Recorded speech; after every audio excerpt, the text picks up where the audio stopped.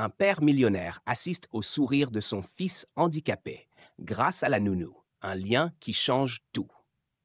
Un silence pesant s'était installé sur le manoir opulent, tel un linceul étendu sur ses couloirs dorés, et ce depuis 2 longues années. Rien ne bougeait, rien ne vibrait, tout semblait figé dans le temps, jusqu'à ce qu'un léger coup frappé à la porte principale résonne à travers le hall majestueux. Un son discret, presque timide, mais porteur d'une promesse fragile, celle du changement. Bartholomew Sterling, magnat de l'industrie, homme habitué à dominer les salles de réunion et à naviguer les eaux complexes de la finance internationale, se sentait totalement désemparé dans le silence profond de son fils, Jasper. Depuis un accident tragique, le jeune garçon de 8 ans était confiné à un fauteuil roulant spécialisé. Il n'avait pas prononcé un mot, ni esquissé un sourire, depuis ce jour fatidique. Les thérapeutes les plus renommés s'étaient succédé, armés de techniques dernier cri, sans parvenir à percer le mur invisible qui entourait Jasper. Bartholomew, veuf, accablé par un deuil qu'il peinait à surmonter, voyait fondre peu à peu l'espoir de retrouver un jour le fils qu'il avait connu. Curieux, rieur, débordant de vie. La richesse qui autrefois lui offrait un sentiment de sécurité lui paraissait aujourd'hui cruellement inutile face à la souffrance silencieuse de Jasper. Chaque tentative de réparation semblait échouer, le laissant plus seul et impuissant encore. Puis, un jour, Elara Finch entra dans son bureau. Elle n'avait ni le vernis professionnel, ni les lettres de recommandation brillantes de ses prédécesseurs. Son CV était modeste, un enchaînement de petits boulots et de bénévolat. Pourtant, lorsqu'elle leva les yeux vers lui, son regard était clair, ancré, sincère. Elle parla avec une douceur assurée qui le désarma instantanément. Monsieur Sterling, dit-elle avec calme, peut-être que Jasper n'a pas besoin de plus de qualifications. Peut-être a-t-il juste besoin qu'on soit là avec lui. Ces mots simples, mais d'une vérité poignante, s'accrochèrent à ce qui restait du cœur brisé de Bartholomew. Touché par les paroles d'Elara, Bartholomew prit une décision impulsive mais sincère. Il l'engagea, non pas parce qu'elle avait coché toutes les cases, mais parce qu'elle avait vu quelque chose que d'autres avaient ignoré, la nécessité d'être simplement présent. Il n'attendait pas de miracle. Et pourtant, quelque chose dans sa voix, dans sa posture, lui avait insufflé une bribe d'espoir. Le lendemain, il lui exposa en détail la condition de Jasper. Ses mots lui semblaient lourds, amers, comme s'ils perdaient leur sens à force d'avoir été répétés. Il parla des consultations innombrables, des stratégies échouées, des regards vides et du mutisme implacable de son fils. Elara l'écouta en silence, attentive, sans chercher à combler le vide de paroles rassurantes ou de promesses creuses. Quand il eut terminé, vidée, elle murmura. Il a peut-être besoin que quelqu'un partage son silence, sans vouloir le briser. Juste être là, vraiment. Cette idée, si simple, résonna en lui avec une force inattendue. Il donna alors pour consigne au personnel de maison de lui laisser tout l'espace et le temps nécessaires. Une prière muette naquit dans son cœur, que cette femme au regard doux puisse trouver un chemin jusqu'à son fils. Les journées d'Elara avec Jasper commencèrent sans éclat, sans injonction, sans attente. Elle ne le sollicitait pas, ne cherchait pas à provoquer une réaction immédiate. Elle s'asseyait simplement à ses côtés, dans la véranda baignée de lumière, un livre souvent fermé sur ses genoux. Le chant lointain des oiseaux, le bruissement des feuilles, les éclats de lumière sur les vitres formaient la toile de fond de leur silence partagé. Parfois, elle fredonnait doucement, des mélodies sans paroles, comme un souffle de vent dans l'espace figé du manoir. Elle laissait à portée de Jasper des crayons, des pinceaux, des feuilles, sans jamais le pousser à s'en servir. Elle diffusait de la musique classique à faible volume, laissant les notes se fondre dans le calme environnant. Peu à peu, presque imperceptiblement, quelque chose changea. Jasper tourna parfois la tête vers le jardin. Ses doigts tressaillirent lorsqu'un papillon vif passa près de la vitre. Un infime frémissement de paupières au son d'un violon. Rien de spectaculaire. Mais Elara voyait ces minuscules gestes comme autant de signaux. Quelque chose en lui bougeait encore. Dans un petit carnet, elle consignait chaque détail, non comme des exploits, mais comme les premiers frémissements d'un printemps timide après un hiver trop long. Les semaines passèrent doucement, comme le flux discret d'un ruisseau. Jasper, toujours silencieux, commença à manifester des signes subtils de présence. Ses yeux suivaient parfois les mouvements d'Elara dans la pièce. Il observait ses gestes avec une attention timide, presque furtive, comme s'il redécouvrait le monde à travers elle. Ses réactions étaient minimes, souvent invisibles pour un œil non averti, mais Elara les reconnaissait. Elle sentait que quelque chose en lui se réveillait, doucement, prudemment. Un après-midi, alors qu'elle lisait une histoire amusante sur un écureuil farceur, Jasper leva lentement la main et effleura son poignet. Ce contact infime, presque accidentel, fut un choc doux. Elara ne fit aucun commentaire, ne rompit pas le fil du récit. Mais son cœur battait plus fort. Il l'avait touché. Ce simple geste, cette étincelle ténue, valait plus que tous les exercices, toutes les tentatives échouées des mois précédents. C'était un début, une fissure dans le mur épais du silence. Jasper n'était pas perdu. Il s'était retiré, mais il observait, il attendait. Et avec Elara, il semblait vouloir essayer. Dans sa chambre ce soir-là, Elara relut la page de son carnet où elle avait noté. Aujourd'hui, Jasper a tendu la main.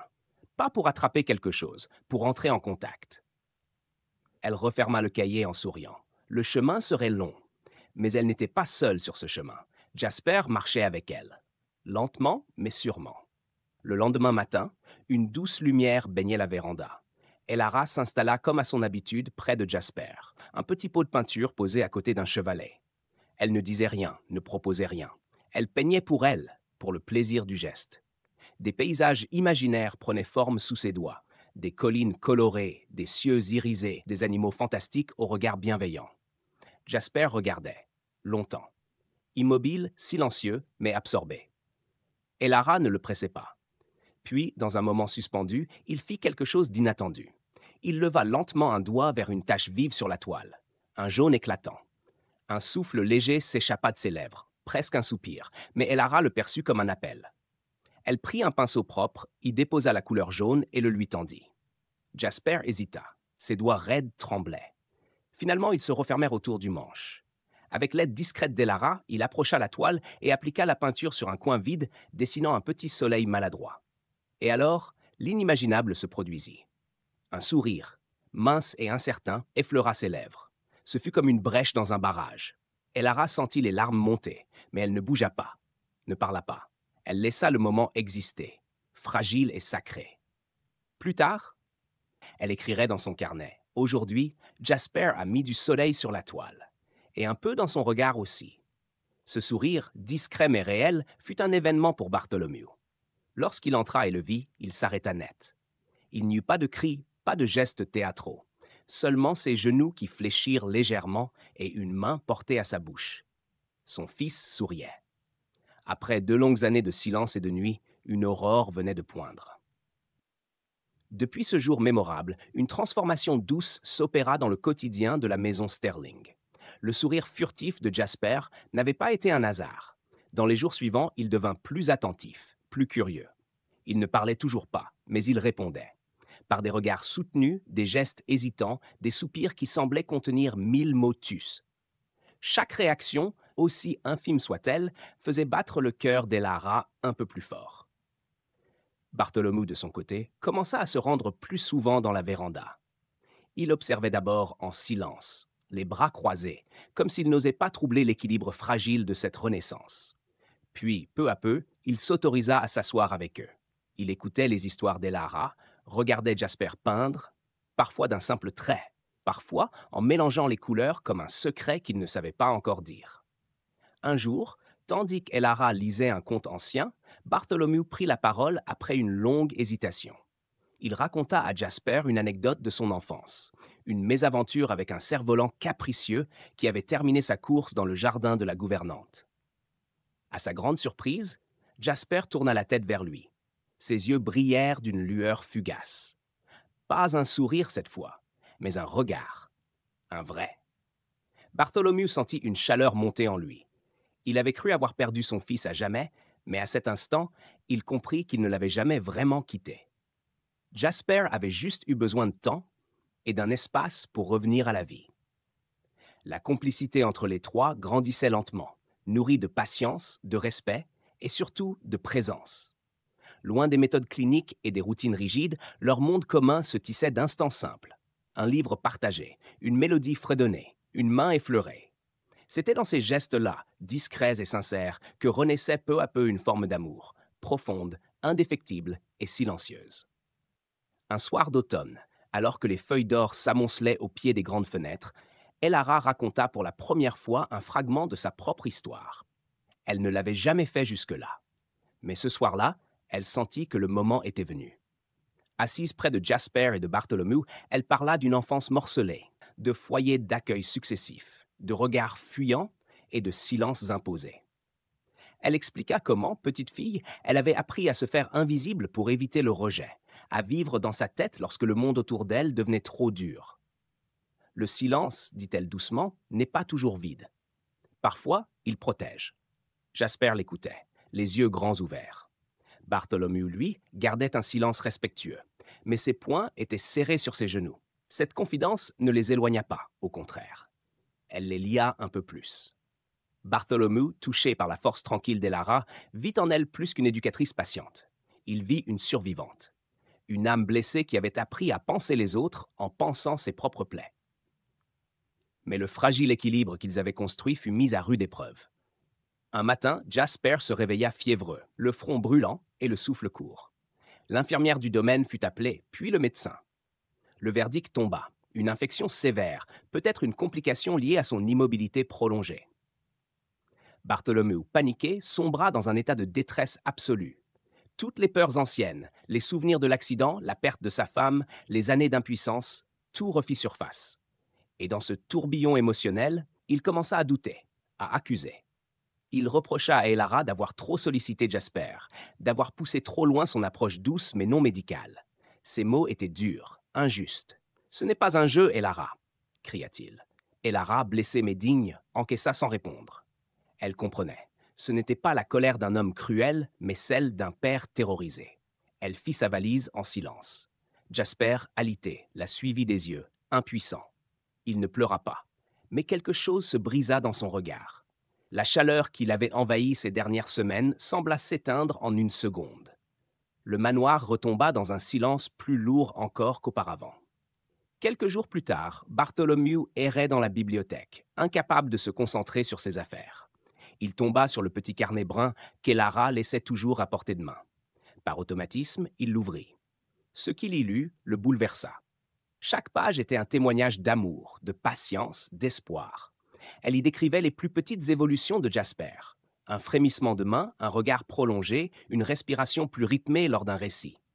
Mais elle écrivait aussi ses propres pensées, ses doutes, ses peurs, sa tendresse infinie pour l'enfant.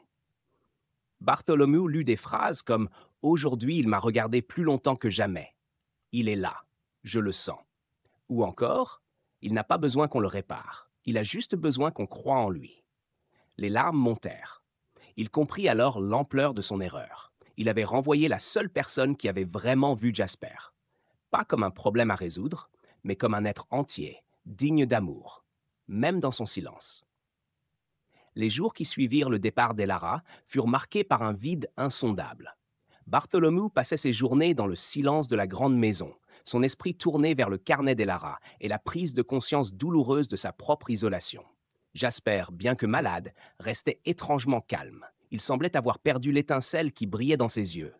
Oh, une étincelle que seule Elara avait réussi à raviver. Bartholomew se rendit compte qu'il avait passé trop de temps à courir après des solutions sans jamais simplement être là pour son fils. Il avait créé un espace où la souffrance de Jasper était devenue la sienne propre, et il s'était enfermé dans une solitude qui l'avait éloigné de son propre enfant. La maison était pleine de souvenirs, mais aucun ne résonnait avec la chaleur qu'Elara avait apportée. Le bruit des pas, le son des voix, tout cela lui semblait maintenant une intrusion dans le silence qu'il avait créé autour d'eux. Au bout d'une semaine, Bartholomew ne pouvait plus supporter cette absence.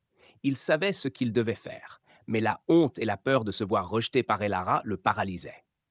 Pourtant, il comprit qu'il n'avait pas d'autre choix que de la retrouver. Il ne pouvait pas laisser sa famille se briser sous le poids de son orgueil. Il se rendit dans un centre communautaire, un lieu modeste mais lumineux où il savait qu'Elara continuait à travailler avec d'autres enfants. Lorsqu'il la trouva, concentrée sur un groupe de jeunes, il sentit la morsure de la culpabilité envahir son cœur. Il attendit qu'elle ait terminé, puis, d'une voix rauque, il s'approcha d'elle. « Elara, je suis désolé. » Elle leva les yeux, et pendant une fraction de seconde, son regard se fit distant. Mais au lieu de le repousser, elle écouta. Il s'excusa sincèrement, reconnaissant l'injustice de son comportement. Je n'ai pas vu ce que tu faisais pour nous. Je n'ai pas vu que tu nous sauvais tous les deux. Elara le regarda en silence, sa patience infinie illuminant son visage. Finalement, elle hocha la tête. Tu n'as pas à me demander pardon, Bartholomew. Je sais que tu avais peur. Elle sourit doucement, une chaleur sincère dans ses yeux. Je reviendrai, si tu veux vraiment qu'on essaye, ensemble. Quelques jours plus tard, Elara était de retour à la maison Sterling. Cette fois, elle n'était plus une simple intervenante. Elle faisait désormais partie de la famille, une partie essentielle de la guérison de Jasper, mais aussi de la sienne. Jasper commença à réagir positivement à sa présence dès les premières heures. Il sourit à nouveau, timidement, lorsqu'elle s'assit près de lui. Ses yeux cherchaient le contact de sa main, cherchant à retrouver la sécurité de cette connexion si précieuse. Avec Elara, il n'avait plus à lutter. Il pouvait exister, simplement. Bartholomew les observait souvent, le cœur plein de gratitude et d'émotion. Il n'avait pas de grandes déclarations à faire. Il savait que la guérison de son fils et la sienne ne viendraient pas d'un miracle immédiat, mais d'une transformation douce et progressive. Quelques semaines après le retour d'Elara, Jasper, soutenu par sa main et celle de Bartholomew, fit un geste qu'il n'avait pas osé espérer. Il se redressa lentement, sa petite silhouette vacillante, puis fit un pas. Un seul. Mais ce pas, si petit soit-il, était un miracle. Un témoignage de la force de la patience, de l'amour et de la présence qui avaient nourri son esprit fatigué. Bartholomew éclata en sanglots, submergé par l'émotion. Il n'avait jamais cru que ce jour viendrait. Mais il était là, devant lui. Jasper, son fils, en train de marcher pour la première fois depuis des années. Elara se pencha en avant, un sourire sincère éclairant son visage. Elle n'avait rien dit, mais son regard en disait long. Elle savait que ce moment avait été possible grâce à une présence calme et inébranlable. Un an plus tard, dans la véranda ensoleillée qui avait vu grandir leur lien, Bartholomew et Elara se tenaient l'un l'autre. Ils étaient entourés de leurs proches, mais l'atmosphère était calme et intime. Ce n'était pas un mariage traditionnel, mais une promesse, celle de rester ensemble dans l'amour, dans le respect et dans la reconnaissance des chemins parcourus. Jasper, maintenant un peu plus grand, marchait lentement vers eux, les yeux brillants. Il n'avait pas encore parlé, mais il n'avait plus besoin de mots. Son sourire suffisait. Il savait qu'il était aimé, qu'il avait une place dans ce monde, une place qu'Elara et Bartholomew avaient été les premiers à lui offrir. Le grand manoir Sterling, autrefois empli de silence lourd et oppressant, résonnait maintenant de rires et de discussions. Les gestes tendres, les rires discrets et les moments de calme partagés étaient devenus leur quotidien. La présence d'Elara avait transformé cet endroit. Elle n'était pas simplement une guérisseuse.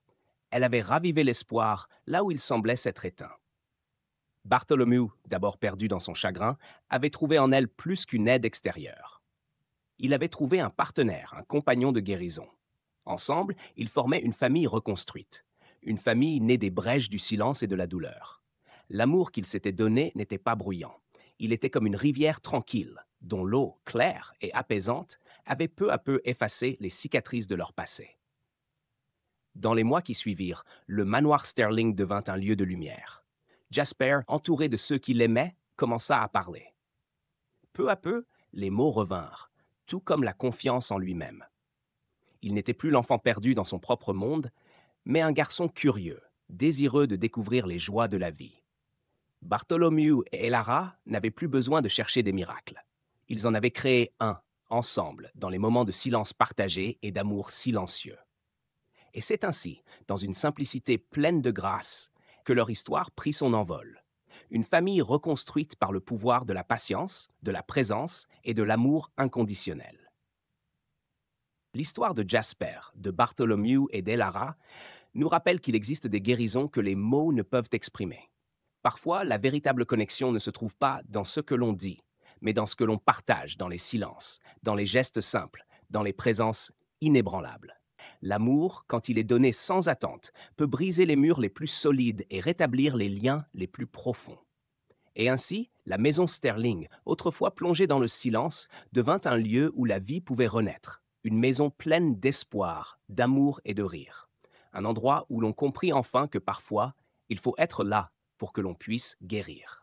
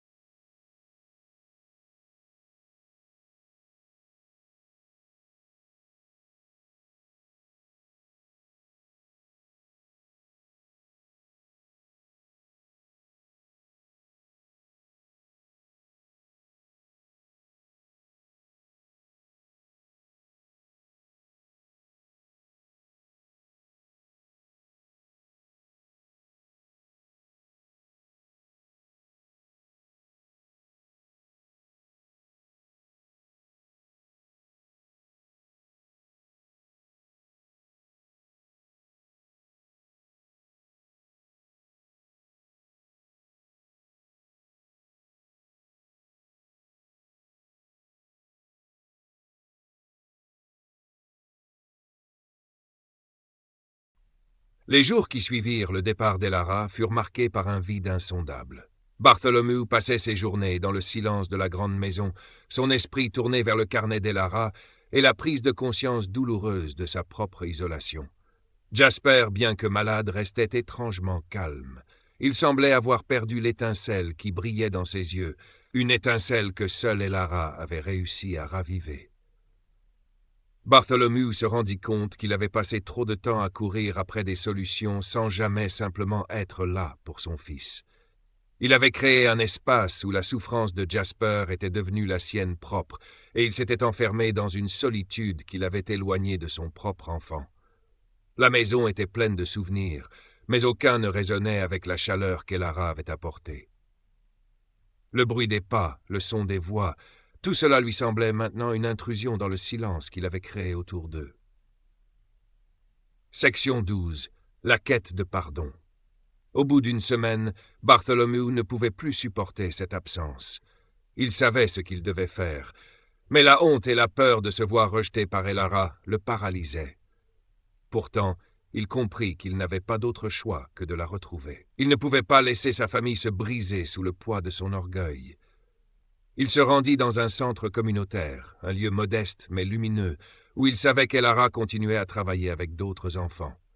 Lorsqu'il la trouva, concentrée sur un groupe de jeunes, il sentit la morsure de la culpabilité envahir son cœur. Il attendit qu'elle ait terminé, puis d'une voix rauque, il s'approcha d'elle. « Elara, je suis désolé. » Elle leva les yeux, et pendant une fraction de seconde, son regard se fit distant. Mais au lieu de le repousser, elle écouta. Il s'excusa sincèrement, reconnaissant l'injustice de son comportement. « Je n'ai pas vu ce que tu faisais pour nous.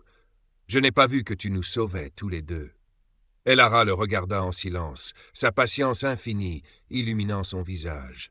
Finalement, elle hocha la tête. « Tu n'as pas à me demander pardon, Bartholomew. Je sais que tu avais peur. » Elle sourit doucement, une chaleur sincère dans ses yeux. « Je reviendrai si tu veux vraiment qu'on essaye, ensemble. » Section 13. Le retour à la maison. Quelques jours plus tard, Elara était de retour à la maison Sterling. Cette fois, elle n'était plus une simple intervenante. Elle faisait désormais partie de la famille, une partie essentielle de la guérison de Jasper, mais aussi de la sienne. Jasper commença à réagir positivement à sa présence dès les premières heures. Il sourit à nouveau, timidement, lorsqu'elle s'assit près de lui. Ses yeux cherchaient le contact de sa main, cherchant à retrouver la sécurité de cette connexion si précieuse. Avec Elara, il n'avait plus à lutter. Il pouvait exister, simplement. Bartholomew les observait souvent, le cœur plein de gratitude et d'émotion. Il n'avait pas de grandes déclarations à faire. Il savait que la guérison de son fils et la sienne ne viendraient pas d'un miracle immédiat, mais d'une transformation douce et progressive.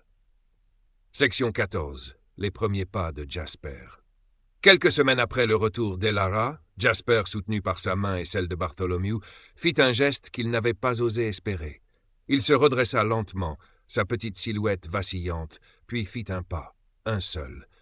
Mais ce pas, si petit soit-il, était un miracle, un témoignage de la force de la patience, de l'amour et de la présence qui avait nourri son esprit fatigué. Bartholomew éclata en sanglots, submergé par l'émotion. Il n'avait jamais cru que ce jour viendrait, mais il était là, devant lui. Jasper, son fils, en train de marcher pour la première fois depuis des années. Elara se pencha en avant, un sourire sincère éclairant son visage. Elle n'avait rien dit, mais son regard en disait long. Elle savait que ce moment avait été possible, grâce à une présence calme et inébranlable. Section 15. Le mariage de l'espoir. 1 an plus tard, dans la véranda ensoleillée qui avait vu grandir leur lien, Bartholomew et Elara se tenaient l'un l'autre. Ils étaient entourés de leurs proches, mais l'atmosphère était calme et intime. Ce n'était pas un mariage traditionnel, mais une promesse, celle de rester ensemble dans l'amour, dans le respect et dans la reconnaissance des chemins parcourus. Jasper, maintenant un peu plus grand, marchait lentement vers eux, les yeux brillants. Il n'avait pas encore parlé, mais il n'avait plus besoin de mots. Son sourire suffisait. Il savait qu'il était aimé, qu'il avait une place dans ce monde, une place qu'Elara et Bartholomew avaient été les premiers à lui offrir. Section 16. L'amour patient et silencieux. Le grand manoir Sterling, autrefois empli de silence lourd et oppressant, résonnait maintenant de rires et de discussions. Les gestes tendres, les rires discrets et les moments de calme partagés étaient devenus leur quotidien. La présence d'Elara avait transformé cet endroit. Elle n'était pas simplement une guérisseuse. Elle avait ravivé l'espoir là où il semblait s'être éteint. Bartholomew, d'abord perdu dans son chagrin, avait trouvé en elle plus qu'une aide extérieure. Il avait trouvé un partenaire, un compagnon de guérison. Ensemble, ils formaient une famille reconstruite, une famille née des brèches du silence et de la douleur. L'amour qu'ils s'étaient donné n'était pas bruyant. Il était comme une rivière tranquille dont l'eau claire et apaisante avait peu à peu effacé les cicatrices de leur passé. Section 17. Un avenir de lumière. Dans les mois qui suivirent, le manoir Sterling devint un lieu de lumière. Jasper, entouré de ceux qu'il aimait, commença à parler. Peu à peu, les mots revinrent, tout comme la confiance en lui-même. Il n'était plus l'enfant perdu dans son propre monde, mais un garçon curieux, désireux de découvrir les joies de la vie. Bartholomew et Elara n'avaient plus besoin de chercher des miracles. Ils en avaient créé un, ensemble, dans les moments de silence partagé et d'amour silencieux. Et c'est ainsi, dans une simplicité pleine de grâce, que leur histoire prit son envol. Une famille reconstruite par le pouvoir de la patience, de la présence et de l'amour inconditionnel. Épilogue. La force du silence. L'histoire de Jasper, de Bartholomew et d'Elara nous rappelle qu'il existe des guérisons que les mots ne peuvent exprimer. Parfois, la véritable connexion ne se trouve pas dans ce que l'on dit, mais dans ce que l'on partage, dans les silences, dans les gestes simples, dans les présences inébranlables. L'amour, quand il est donné sans attente, peut briser les murs les plus solides et rétablir les liens les plus profonds. Et ainsi, la maison Sterling, autrefois plongée dans le silence, devint un lieu où la vie pouvait renaître, une maison pleine d'espoir, d'amour et de rire. Un endroit où l'on comprit enfin que parfois il faut être là pour que l'on puisse guérir. C'est la fin de l'histoire. J'espère qu'elle vous a touché. Si vous avez des questions ou souhaitez discuter davantage, je suis là pour vous.